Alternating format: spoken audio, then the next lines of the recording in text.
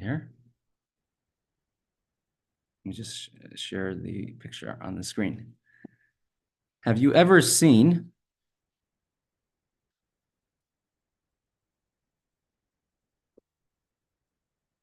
anything like this?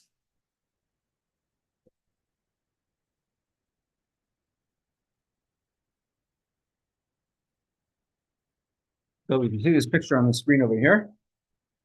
Have you ever seen anything like this? Here's a shul. This is Simchas Torah in Eretz Yisrael. And we know we take out all the Sefer Torah in one particular place. Not sure where this is. Somewhere in Eretz Yisrael, in Yerushalayim.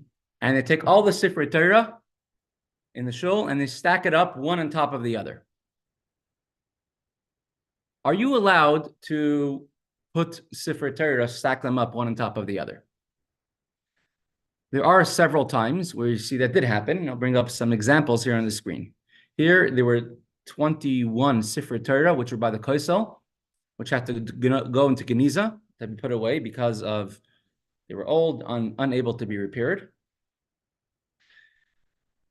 Here, the Nazis, okay, here's just many Sefer Torah together.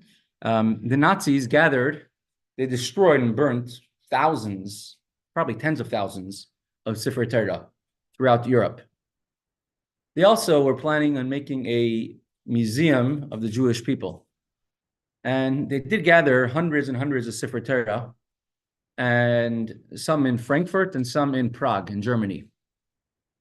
And this is in Frankfurt. There's a Jewish chaplain in the army, and he's gathering together. The Nazis took tons of Sefer Torah, they ripped them, they desecrated them, and they're just literally piled up one on top of the other. And here he's checking, there's a Jewish chaplain from the US Army checking some of the Sefer Torah that were found by the Nazis. Oh, after World War II? This is 1945. Mm-hmm. You could check this up. The details are well known. Rabbi Tzvi, the chaplain. Yeah. Here's another example. Another place where there's many, many Sefer Torah. And you see how the Nazis just threw them around, and you know how they desecrated the Sefer Torah. Sefer Torah piled up one on top of the other. And there's another picture of another place. Here's some of the Sefer Torah from the previous picture. They were brought to London and they were checked by Seferim. Some of them that could be used, or repurposed, some of them not. Here is Sefer Torah on different stages of repair or different stages of fixing or checking or writing. And here you see each one is labeled and each one has its thing. So you have Sefer Torahs here piled up one on top of the other. So can a Sefer Torah, is it respectful, or can you pile up? See what they do here in this shul, right? By hakafas. Are you allowed to pile up a Sefer Torah one on top of the other? Is it respectful? Was it ever done? Let's have a deep dive in the Gemara. And once we're on that topic, Gemara is going to infer, and we learn from there, can you put Sfarim one on top of the other? It's a famous thing. Wherever you go, you have a pile of Sfarim. Make sure the Chumash is always on top. Make sure the Tehillim's on top. Make sure the Tanya is on top. Is there an order? Can you put a Sefer Torah on top of Nevi'im and Ksuvim? Bigger question. Within a Torah itself, you have the Torahs rolled up one on top of the other. So you have one Chumash on top of the other at all times. Is that okay? So let's do a little bit of a deep dive into this Gemara, into this topic. Yesterday, we learned that which one is holier, a Beis Knesset, a Beis Medrash, a house of Torah study, or a house of davening. Which one? It's a machlokes, right? Right, and what's a halacha? Okay, Yeshua ben Levi, who says? Of the Beis Medrash, right? The Beis Medrash, a house of Torah study. Rabbi Yochanan ben Zakkai, he saved the Beis Medrash, Yavne, and Chachamad, Yavne, and the sages, as opposed to the Beis Hamikdash. Yeah. Because Torah must be learned everywhere. If you don't have a shul, Yiddishkeit can still continue. If you don't have Torah, Yiddishkeit cannot continue. Yiddishkeit only, ein, as Rebbe Sadia Gaon writes, ein umeseinu uma ella b'Torasei. What makes us a Jewish nation is not a Jewish state. It's not a Jewish culture. It's not Jewish food. What makes us a Jewish nation? It's actually the Our Torah. Torah, only through our Torah. Says the Gemara 27a, and if you have an art scroll, you're in 27a1. I think the bottom of the first column over here.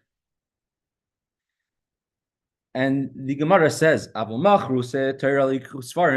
quotes a Mishnah that when you sell an object, you can only buy something of higher holiness or at least of equal sanctity. The holiest object in the shul is a Torah. So if you sell a Sefer Torah, you cannot buy books of Nevi'im and Ksuvim. You cannot buy written parchments. You cannot buy a Megillah. You cannot sell a Torah and buy a Megillah. You cannot sell a Torah and buy a Sefer Yeshua written on parchment or Sefer Haftarahs. We're going to learn a very interesting halacha, which has very interesting ramifications for today. Hibayiluhu ma'u limkar Sefer Torah yashan nikach b'chadash.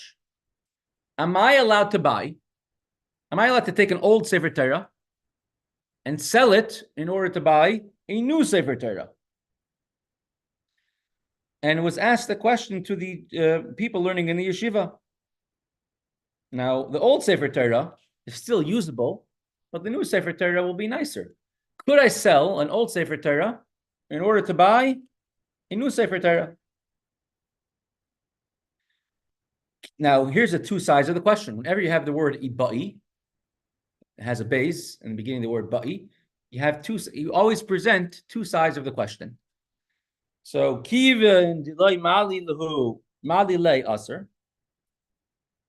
you're not elevating it to a higher kedusha, a higher holiness. You're just exchanging one Sefer Torah for another Sefer Torah.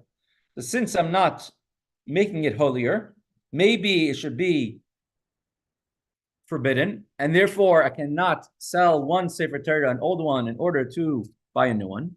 Or maybe even the leka la luli achrina shaper dami.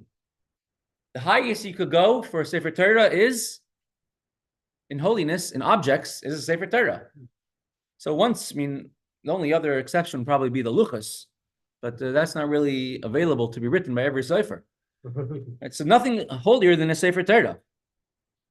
So the question is, could I sell something of holiness and buy something of equal holiness? And if I Sefer Torah, you can't go higher, so therefore I could get a new Sefer Torah. Or maybe once it's holy, you cannot make it any holier at all.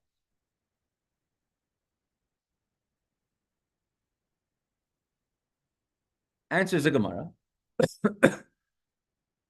Tashma, let's give the first attempt at an answer. And the Gemara will bring several attempts to answer this question. 4 or 5 different attempts to answer the question, but throughout all these answers, we're going to learn certain principles in halacha. Tashma avmachru Torah layichus svarim. We learned in our Mishnah from last plot, which said that if somebody sold a Sefer Torah, you cannot buy books, written parchments of Nevi'im and Ksuvim.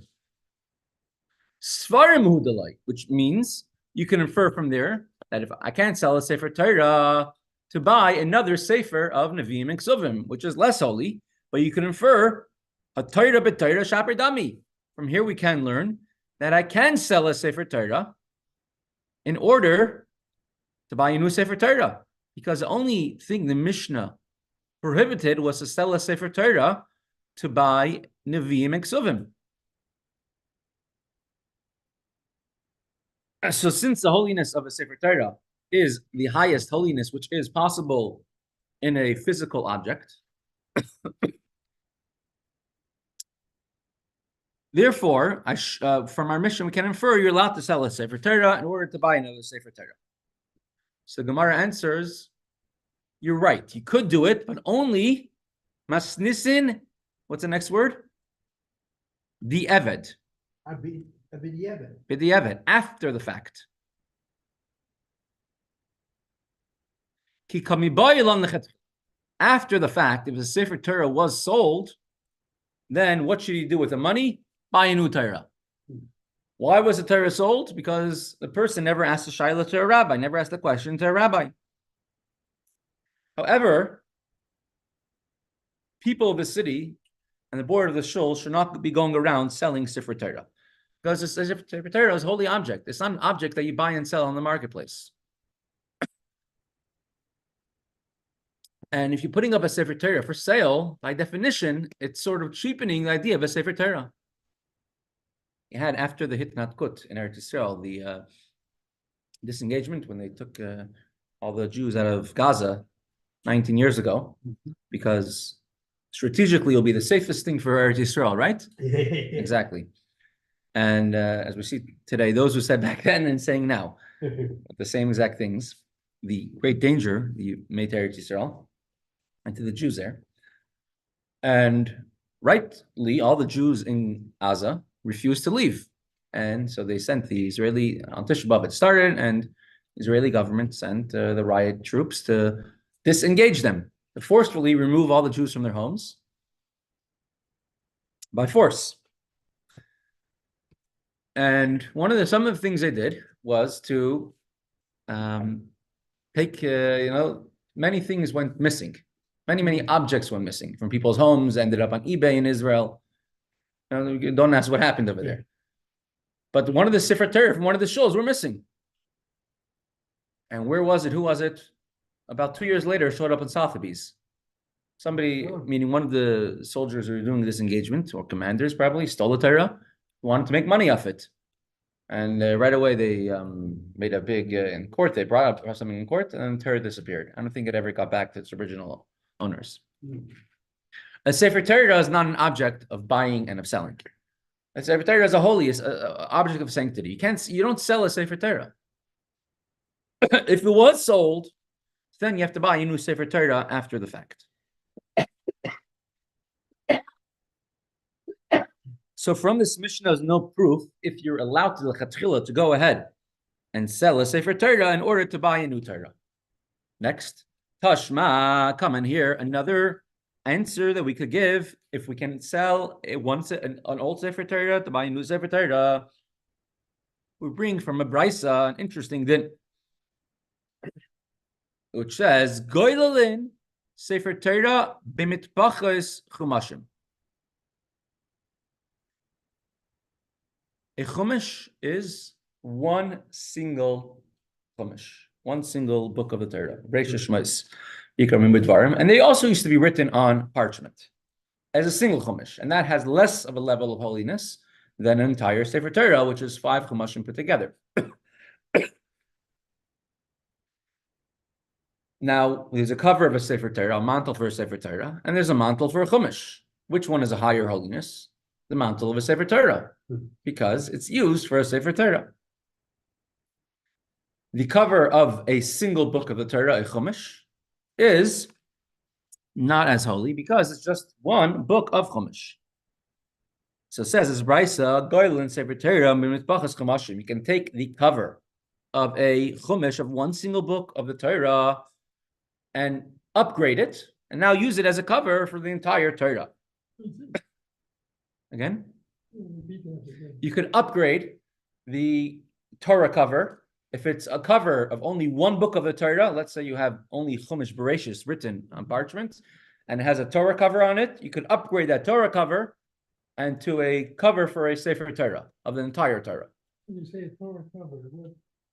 A mantle, like the velvet cover by Glila, the Kollel puts it on top of the Torah. Yeah, mantle of the Torah. You could bring a picture on the screen if needed, but yeah, one of these, right, the mantle of the Torah. So you could take the mantle of a chumash, something which is not as holy, and use it, upgrade it to become a mantle for a Sefer Torah of all 5 chumashim together, and so on. What's holier, the Torah or Nevi'im Riksuvim? It's actually the Torah. Torah comes from Har Sinai, from Moshe Rabbeinu, and Nevi'im Riksuvim come later. It's holier than any book you can conceive of. Correct. Right? Chumashim mitpachos Nevi'im Riksuvim. So you can upgrade the cover of a Sefer Haftarahs, a book of Haftarahs, and upgrade it to become a cover of a Chumash, of the 1-5 books of the Torah, or of the entire Torah.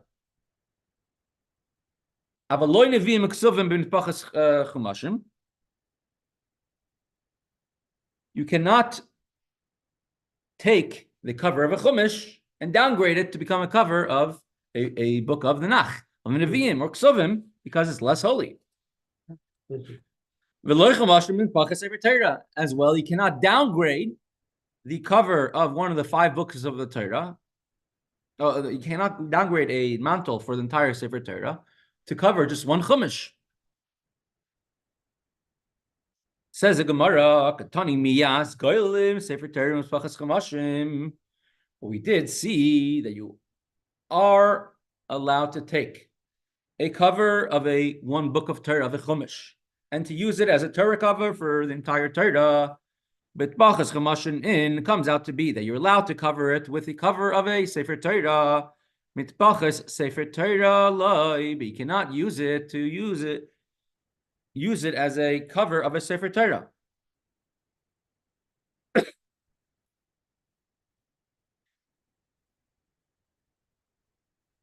Just put the place over here.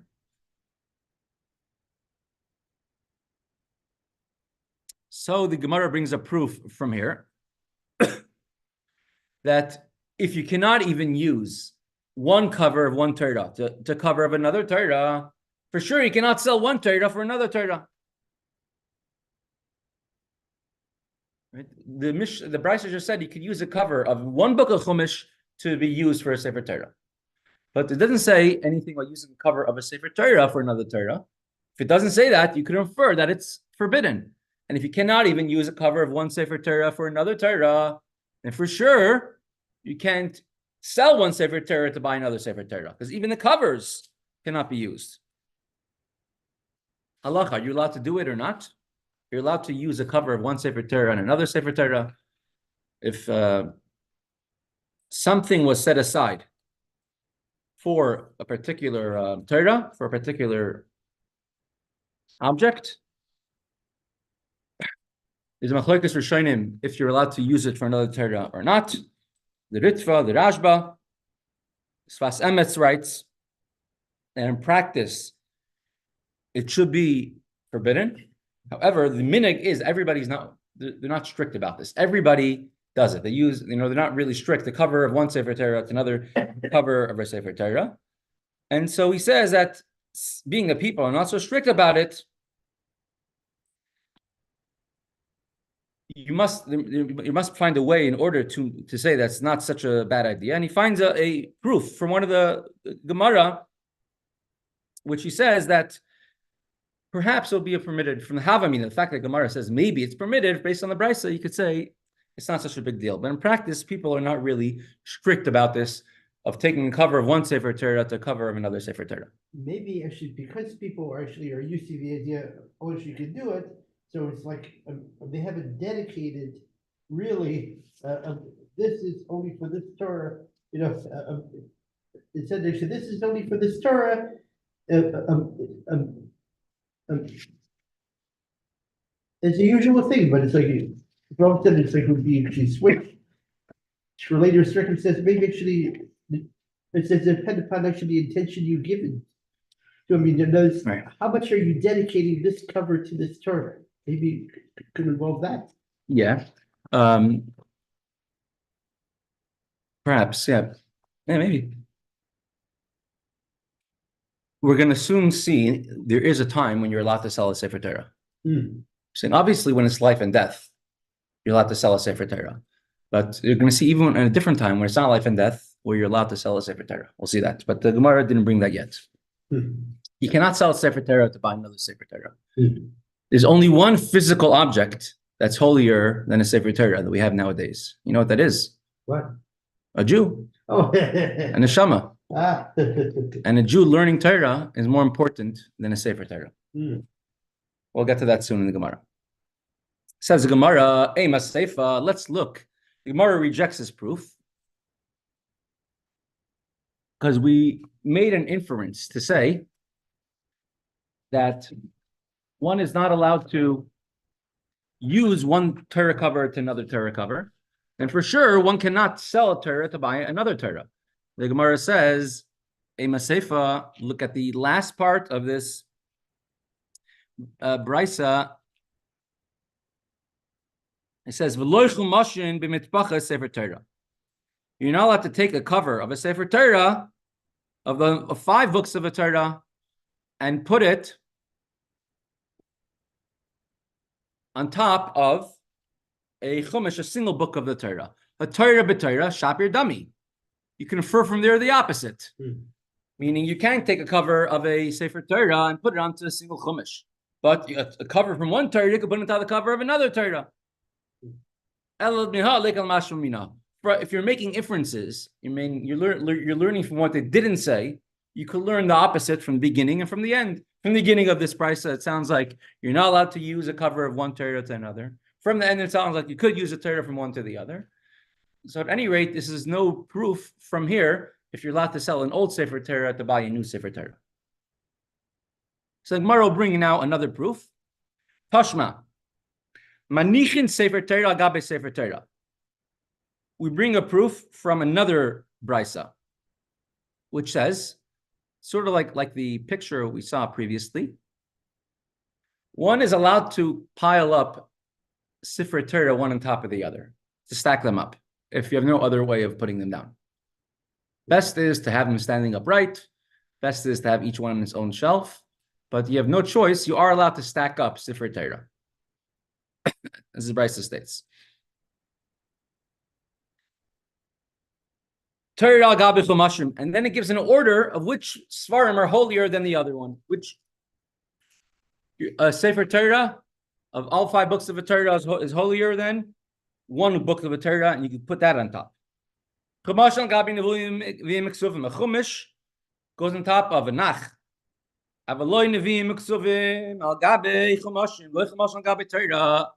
And you cannot put something of a lesser sanctity and lesser holiness on top of something of greater holiness. The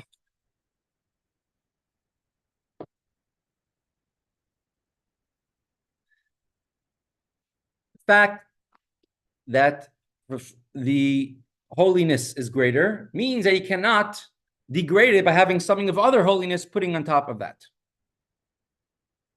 So a Sefer Torah is equal in holiness with another Sefer Torah, and we said you're allowed to put them one on top of the other. Now, if you cannot change a Torah cover from one to the other, then you should only say you can't put them on top of each other because one is holier than the other. The fact that you can put them up on top of each other, and I'm sure the order switches around, shows that they're equal in holiness. And therefore, I could sell an old Sefer Torah to buy a new one because from here we see that they're equal in holiness. The Gemara says, "Hanacha ka'amrat." Can you possibly bring me a proof from halacha of placing one Torah on top of another Torah, or one Torah on top of a chumash, or a chumash on top of navi? Shiny hanacha t'layefsher.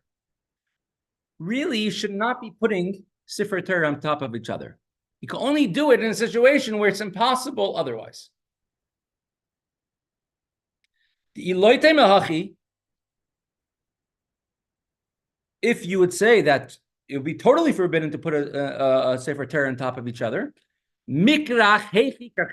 how is it possible to even roll up a Sefer Torah?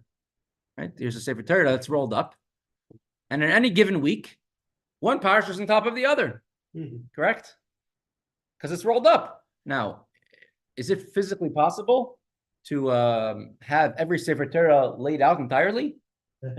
Well, physically, but physically, it wouldn't even fit into this room, right? Yeah. It probably wouldn't be that good for the health of a Torah either.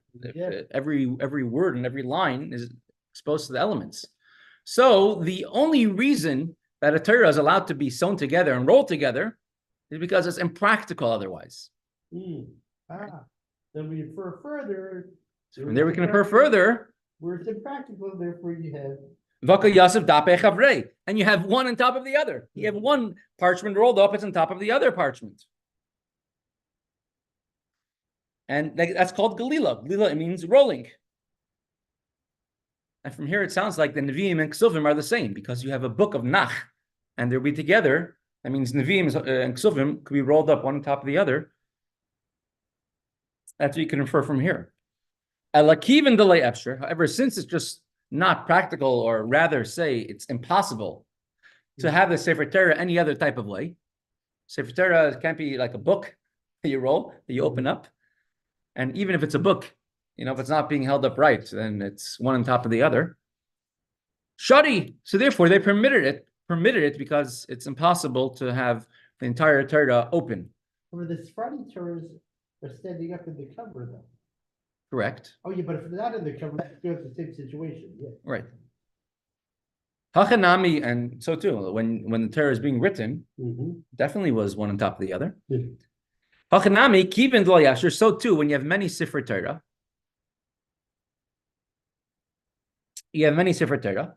and it's impossible to have the Torah as in any other way. Shadi, it would be permitted, right? I've been in some very old shuls where there were at least a ratio of one Sefer Torah per person in the shul. I got to some of these shuls of Simchas Torah, and every single person in the shul has a Torah to hold. Every visitor in the shul has a Torah to hold. And these are old Sefer Torah, and each Torah is very heavy. Plus, many of the people in the shul are older, and they're literally holding the shul together. And it's impossible. Many people don't want to hold out the Sefer Torah the entire kafas. It's very heavy, and it's not easy. And therefore, they put the Sefer Torah down on the bima. So in times when it's impossible, otherwise, then it's permitted. But to go ahead and to say that I could sell one Sefer Torah to buy another Sefer Torah, that we can't learn to permit from here. The fact that a Torah could go on top of another Torah, we have no choice in the matter. And we do it every time. Every day we read a Torah because the Torahs are rolled up one on top of the other. But to go ahead and to beginning to sell one Torah to buy another one is forbidden.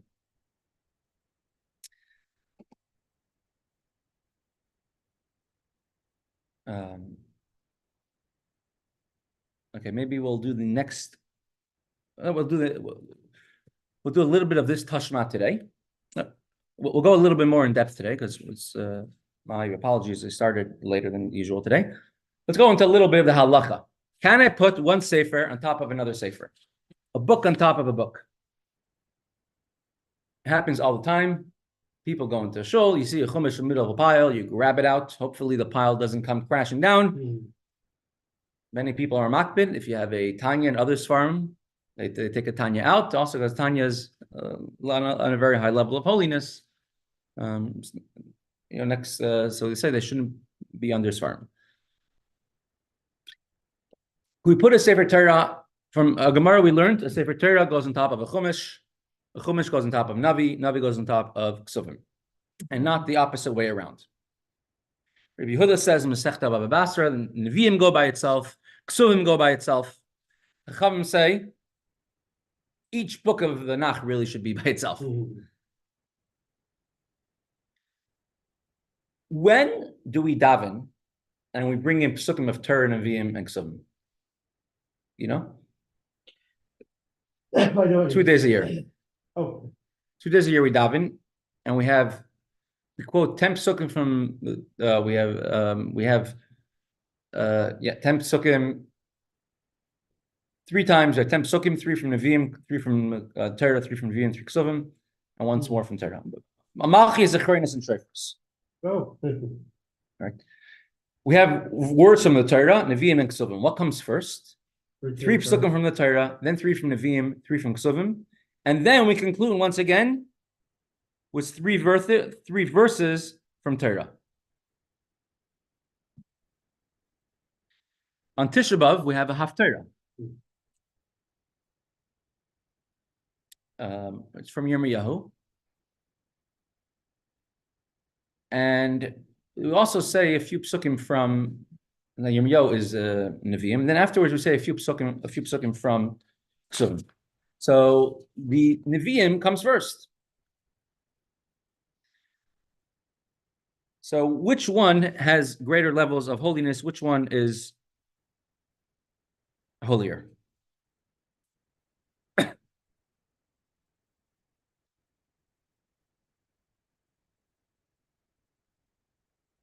The Ramah writes, Moshe Israelish, the Pesach for the Ashkenazim. Here's my uncle. Correct.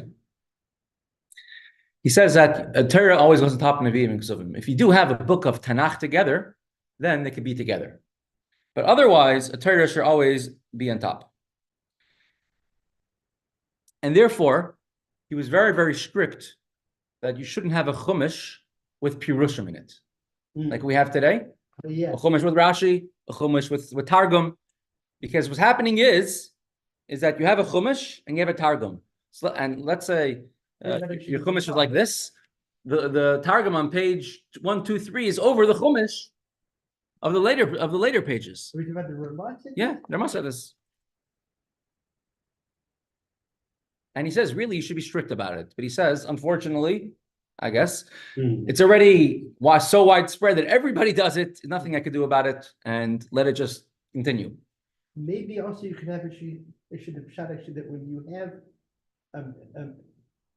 in the old days actually when you had the Torah Nevi'im, the Ksuvim in scrolls, so the whole thing was actually scrolled. Nowadays, you automatically when you're talking about in terms of a book, right? Let's say take your art scroll right now, right? Yeah. So you have Hebrew on one side, English on the other side, and the English is over the Chumash. But don't you have actually the covers, right? Say right, these covers also actually introduce the question because we have something actually that's automatically it's not pure. Right. So the Ramah says since it's impossible to really regulate such a thing, so within one volume it's not a problem to have one on top of the other. Not in one volume should put a Chumash on top. So here comes the next question. You have many Siddurim. You have a Siddur there. That Siddur, that green one, does not have the Torah reading of Mondays and Thursdays and Shabbos Mincha in the back. It doesn't have it. Take another Siddur. It has a whole Tillim in the back. And it has Torah reading for Mondays and Thursdays. Yeah. So we said within one book, you can't be strict about it because it's one Sefer. And that's sort of impossible to regulate. But could I put a pile of Siddurim?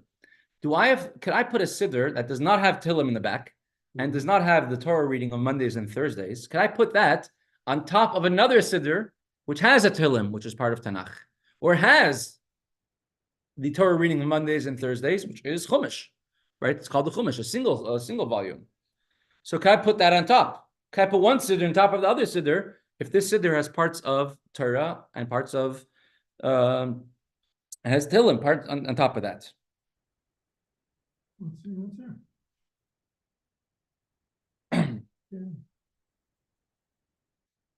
He's not sure. He doesn't end up with an answer. He doesn't have the answer. So the Aruch HaShulchan, you know what that was? Epstein. He lived in Russia actually. He was close to the Tzemach Tzedek. He comes up with his own sort of novelty, and halachically, we don't really follow so much this thing today. But he says that the only chumash which has kedusha is a chumash written on parchment. That's what I was thinking. It's a possibility. But a chumash printed in a book does not have that same level of kedusha. Actually, that's what I think it's a possibility because look what's happening. You're already tampering it with the proper kedusha by having this cover on top, right? Whereas actually in the old days, you had simply scroll the entire thing. But imagine such a thing. In that case, there's no sanctity of one book over another book. Meaning, I could put my, Encyclopedia Talmudis, which is a book of Torah, and if it's on top of a chumash, you don't have to be makbid about it. Rabbi Shlomo Zalman Auerbach, the big place I lived recently in Eretz Yisrael, he says that the words of the Aruch HaShulchan were not accepted by the wide swath of Torah Jewry. And therefore we should be makbid that a chumash should be on top. In a siddur, I've not really seen people being strict to put one type of siddur on top of the other type of siddur, but it's definitely that we are strict to not to put a chumash on top of Nevi'im or Ksuvim, and Nevi'im or Ksuvim on top of other svarim. Now that we see that there's a hierarchy, how far does this hierarchy extend? Does this hierarchy only apply to Tanakh, words, for that was given by the Nevi and by the prophets, by Hashem? Or does it also extend to later poskim? For example, I have a Gemara. Could I put a modern day Pirush, I put it, let's say, or even a Rishon, I put a Ritva or a Rashba or a Kollel Eretz Hatzvi on top of a Gemara?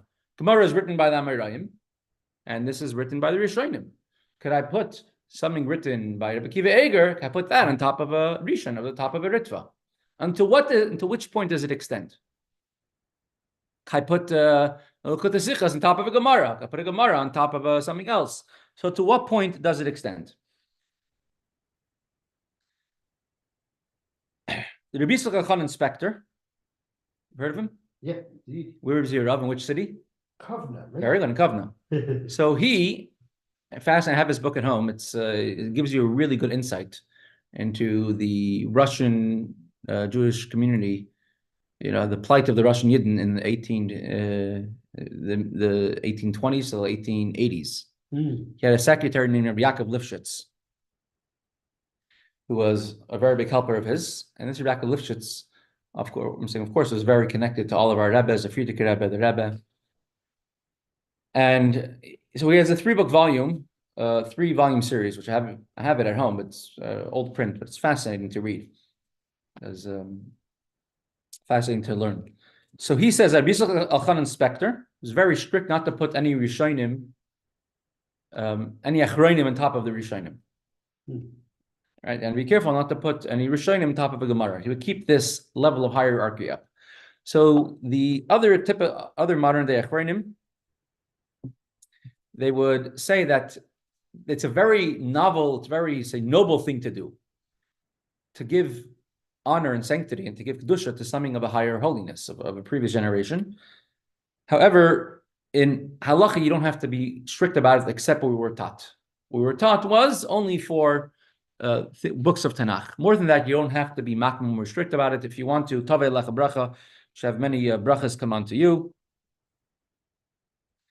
The Trumas Hadashen, also Ancestor. an ancestor of yours. Yeah, because another ancestor. So Dovi, if it's not your ancestor, then you gotta start keeping this one.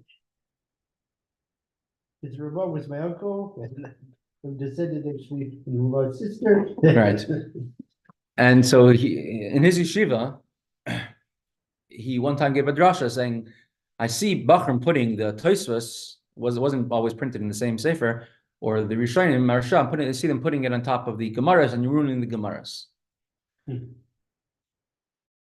And that was not him. One of the Magid Shurim in Yeshiva said that. So they brought it to him, and he says, it's not a problem.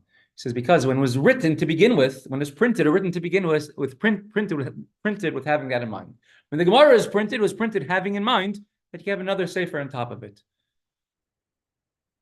You do see from all of this that the fact that there's so much back and forth and discussion is that Sfarim have Kedusha, have holiness, and they're very holy, and therefore you have to respect the Sefer. And you look at a Sefer, it's not just putting it away, it's not putting it on the floor, it's making it, you have to make it the holiest thing in the house. When the Rebbe says to have a bayis mali Sfarim, a house full of Sfarim, it means that you're bringing Kedusha into your house. When the Sfarim were stolen from the Frierdiker Rebbe's library, and the Rebbe spoke about it in public, saying you're taking a piece of the Frierdiker Rebbe, because his entire being was a Sfarim, was a Torah that he had. If you're in a shul and it's practical, if you're in yeshiva and it's practical, then you're allowed to have Sfarim piled up one on top of the other. The Magen Avram, the Mishnah Berurah all agree in this thing. You are allowed to pile up Sfarim one on top of the other. There's no hierarchy. There is a hierarchy. The Bach writes, Magen Avram writes, in regards to tefillin. The Bach writes that your tefillin bag should be very narrow, and you should put the shel yad further in and the shel rosh further out. That way, you should always take the shel rosh before, because the shel rosh has more kedusha, more holiness than the shel yad, and therefore you should place the tefillin in the position that you're always going to touch the shel rosh first, the one with the higher kedusha. Because if you touch shel yad first, you have to take it out. That's the way it works, and you take out the ad first. Sorry, you say, correct. But He says- we don't hold that, wait, do we? Because we put it, Well, we put on the shal yad first, right? right, you take out the shel, but he says if you touch the shel rosh, if you pass over the shel rosh, then it's a problem because you're passing over something of kedusha.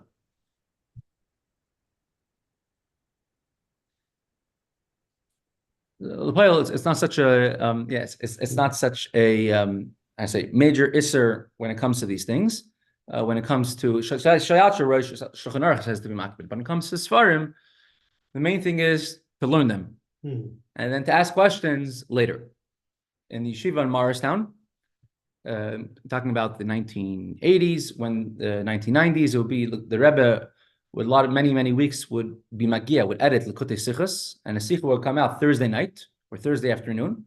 They would get a copy of it, and then two Bachrim from the yeshiva, they would go around with a shopping cart throughout the yeshiva, go through every single footnote, Maramakim, on the bottom, fill up a shopping cart with all the Sfarim of all the footnotes, and then learn the Sicha, checking up every single source, and they would learn it the entire night and go through it till the next morning. So you understand the shopping cart. There was in Kfar Chabad, someone which learning yeshiva in Kfar Chabad, and there was a certain sefer which came out by a certain posek,